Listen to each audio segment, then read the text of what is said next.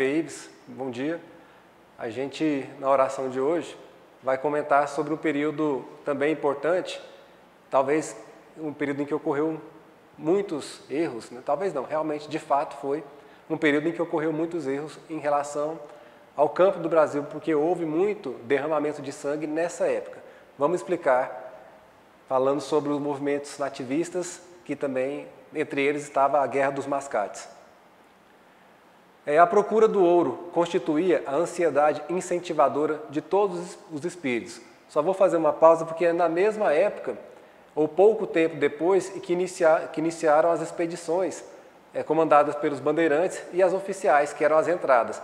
Então essa busca pelo ouro, ela gerou esses conflitos, né? Teve alguns erros e acabaram que esses conflitos e essas buscas resultaram em algumas guerras localizadas, em algumas batalhas que tiveram problemas. Prosseguindo aqui. Por essa época, no século XVII, multiplicavam-se as emboscadas e a sede da posse turvava todas as consciências. Cidades futurosas se levantavam ao longo das estradas desertas e ermas, mas seus alicerces, a maior parte das vezes, se constituíam com o sangue e com a morte. Em toda a colônia pairam ameaças de confusão e desordem, justamente porque o ouro e a busca pelos metais fazia com que a ganância despertasse aquilo que havia de pior aqui no Brasil colônia. Então aconteceram esses movimentos em razão também disso. Aí alguns exemplos, então vamos começar pelo exemplo do Maranhão. A esse tempo, no extremo norte, convulsiona-se o Maranhão, sob os ímpetos revolucionários de Manuel Beckmann contra a Companhia de Comércio, que monopolizara os negócios da importação e exportação da capitania, e contra os jesuítas, cujo espírito de fraternidade se interpunha entre os colonizadores e os índios, no sentido de se manterem estes últimos dentro da liberdade que lhes competia. Os amotinados, ou seja, aqueles que fizeram a rebelião lá, prendem todos os elementos do governo e, organizando uma junta com elementos do clero, da nobreza e do povo, consideram extinto o monopólio e providenciam o imediato banimento dos protetores dos indígenas. Então, naquela localidade, eles conseguiram combater e vencer as tropas oficiais com o objetivo de levar vantagem econômica, afetando inclusive até os jesuítas, né, que eram os protetores dos índios. Houve então a reação por parte de Portugal, que foi a seguinte: a expedição que deverá restaurar a lei na capitania não se faz esperar, e a Gomes Freire de Andrada, um estadista notável pelo seu talento militar e político, cabe a direção do movimento restaurador. As providências da contra-revolução no extremo norte são adotadas sem dificuldade. Gomes Freire procede com magnanimidade para com os revoltosos, sem, contudo, poder agir com a mesma liberalidade para com Manuel Beckmann, que foi preso e sentenciado à morte. Então, após as tropas portuguesas contra-revolucionárias dominarem a situação, eles procederam com muito rigor para com quem encabeçou o movimento, que foi o Manuel Beckmann, que foi preso e condenado à morte. Havendo também, evidentemente, nessas batalhas, algumas pessoas que também faleceram. Houve somente um pouco de tolerância em relação àqueles que se renderam, que aí, como não eram considerados cabeças dos movimentos, foram poupados. Mas houve sim derramamento de sangue no Maranhão em razão desse conflito. Na Bahia também aconteceu.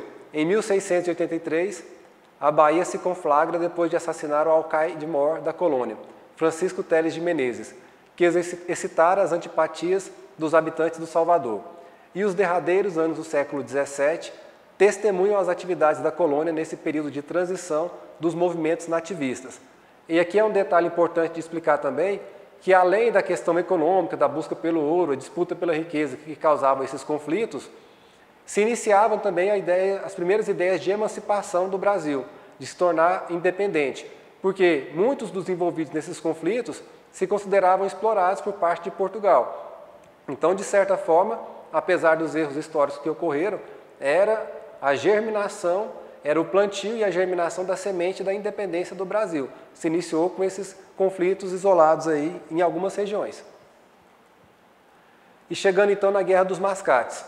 Em 1710, as lutas se fixam na capitania de Pernambuco, que fazia questão de cultivar o sentimento de sua autonomia, desde os tempos da ocupação holandesa, como a gente já viu, né?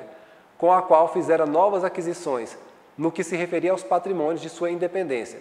Os brasileiros de Olinda abrem luta com os portugueses de Recife, em razão das rivalidades entre as duas grandes cidades pernambucanas, que não se toleravam politicamente.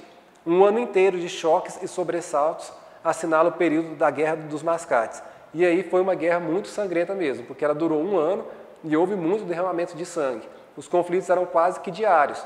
Então foi uma mancha histórica no campo do Brasil, assim como as outras que a gente comentou um pouco. Essa Guerra dos Mascates ela merece um destaque maior, porque ela durou um pouco mais e houve um número maior de mortos.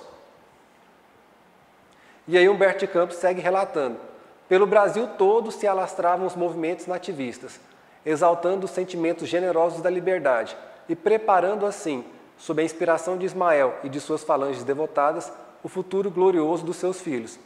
Então, novamente aqui a gente pode ver como que a espiritualidade trabalha.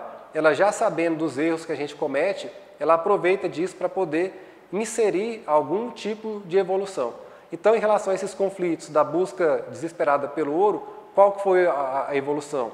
Essa ideia de independência do Brasil, né, como a gente comentou, que foi sendo semeada. Porque cada vez que ocorria um conflito que aflorava o sentimento de revolta contra Portugal, esse movimento foi crescendo gradativamente, e a gente vai ver nas outras orações comentar até sobre a Inconfidência Mineira, até finalmente chegar sobre a época da independência do Brasil.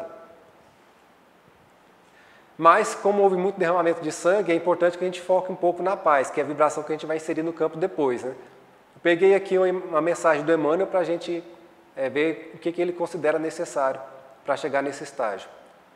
Se não é possível respirar num clima de paz perfeita entre as criaturas, em face da ignorância e da belicosidade que predominam na estrada humana, é razoável procure o aprendiz a serenidade interior, diante dos conflitos que buscam envolvê-lo a cada instante.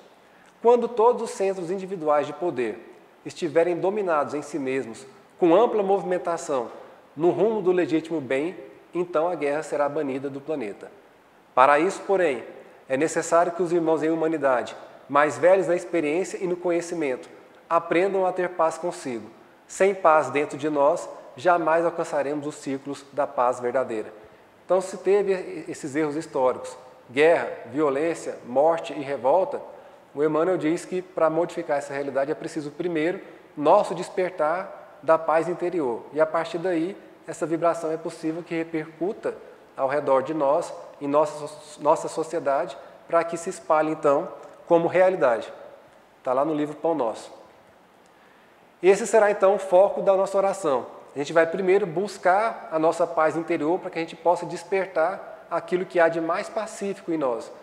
Assim como o Sermão da Montanha exaltou bem-aventurados os pacíficos, porque serão chamados filhos de Deus, é essa a nossa postura de hoje. Que uma vez que a gente esteja já alcançado esse estágio de paz interior na hora da oração, a gente vai inserir essa vibração lá na época desses conflitos, buscando o quê? A reconciliação entre todos os envolvidos nos conflitos sangrentos dos movimentos nativistas, inserindo a vibração de paz no campo do Brasil.